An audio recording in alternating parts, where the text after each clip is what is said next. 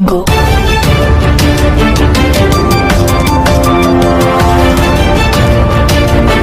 ବର୍ତ୍ତମାନର ବଡ଼ ଖବର ପାଣିପାଗକୁ ନେଇ ବଡ଼ ସୂଚନା ନୂଆ ଅପଡେଟ୍ ଆସନ୍ତା 4 ଦିନ ହାଲକା ଶୀତ ତେବେ ଆସନ୍ତା 4 ଦିନ ପର୍ଯ୍ୟନ୍ତ ରାଜ୍ୟରେ ହାଲକା ଶୀତ ନେଇ ସମ୍ଭାବନା ରହିଥିବା ସତର୍କ ସୂଚନା ଜାରି କଲା ପାଣିପାଗ ବିଭାଗ ସେପଟେ ଆସନ୍ତାକାଲି ଆଉ ଏକ ଲଘୁଚାପ ନେଇ ମଧ୍ୟ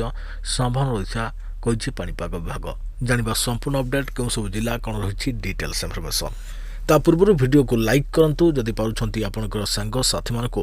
ଭିଡ଼ିଓଟିକୁ ସେୟାର କରିନିଅନ୍ତୁ ଯଦି ଫ୍ରେଣ୍ଡସ୍ ଆପଣମାନେ ଆମର ଏହି ଚ୍ୟାନେଲରେ ନୂଆ ହିଁ ଭିଡ଼ିଓ ଦେଖୁଛନ୍ତି ପୂର୍ବରୁ କେବେ ବି ସବସ୍କ୍ରାଇବ୍ କରିନାହାନ୍ତି ତେବେ ନିହାତି ଚ୍ୟାନେଲକୁ ସବସ୍କ୍ରାଇବ୍ କରିବା ସହିତ ପାଖରେ ଆସୁଥିବା ବେଲ୍ ଆଇକନ୍କୁ ବଜାୟ ରଖିଥାନ୍ତୁ ତେବେ ଆସନ୍ତା 4 ଦିନ ପର୍ଯ୍ୟନ୍ତ ରାଜ୍ୟରେ ହାଲକା ଶୀତ ଉତ୍ପାନ୍ତର ଉପକୂଳ ସବୁଠି ରହିବ ଶୁଖିଲା ପାଗ ଅଭ୍ୟନ୍ତରୀଣ ଓଡ଼ିଶାରେ 10 ଡିଗ୍ରୀ ଉପରେ ରହିବ ତାପମାତ୍ରା ଉପକୂଳରେ 15 ଡିଗ୍ରୀରୁ ଅଧିକ ତାପମାତ୍ରା ରହିବ ବୋଲି ପୂର୍ବାନୁମାନ କରିଛି ଆଞ୍ଚଳିକ ପାଣିପାଗ କେନ୍ଦ୍ର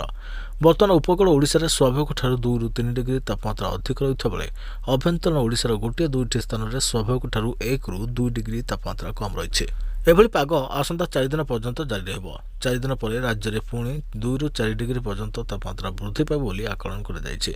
ସେପଟେ ଆସନ୍ତା 2 ଦିନ ପାଇଁ ଅତି ଘନ କୁହୁଡ଼ି ନେଇ 7 ଜିଲ୍ଲାକୁ ୟେଲୋ ଆଲର୍ଟ ଜାରି କରିଛି ପାଣିପାଗ ବିଭାଗ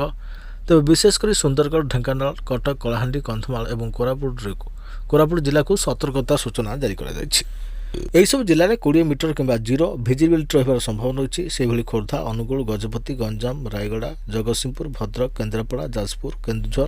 ଏବଂ ମାଲକାନଗିରିରେ ହାଲକାରୁ ମଧ୍ୟମ ଧରଣର କୁହୁଡ଼ି ଅନୁଭୂତ ହେବ ଗତ 24 ଘଣ୍ଟାରେ ରାଜ୍ୟର 2ଟି ସହରରେ ଶୀତ ଲହରୀ ଅନୁଭୂତ ହୋଇଛି ପାହାଡ଼ିଆ ଅଞ୍ଚଳ ଭାବରେ 7.5 ଡିଗ୍ରୀ ସହିତ କୋରାପୁଟ ରାଜ୍ୟର ସବୁଠାରୁ ଥଣ୍ଡା ସହର ଭାବରେ ରେକର୍ଡ କରାଯାଇଥିବା ବେଳେ ସମତଳ ଅଞ୍ଚଳ ଭାବରେ ଦାରିଙ୍ଗବାଡ଼ିରେ 8 ଡିଗ୍ରୀ ତାପମାତ୍ରା ରେକର୍ଡ ହୋଇଛି ରାଉରକେଲାରେ 10.5 ନବରଙ୍ଗପୁରରେ 10.5 ଝାରସୁଗୁଡ଼ାରେ 10.8 ଏବଂ ଅନୁଗୁଳରେ 11 ଡିଗ୍ରୀ ରେକର୍ଡ ହୋଇଛି ଭୁବନେଶ୍ୱରରେ 14.5 ଏବଂ କଟକରେ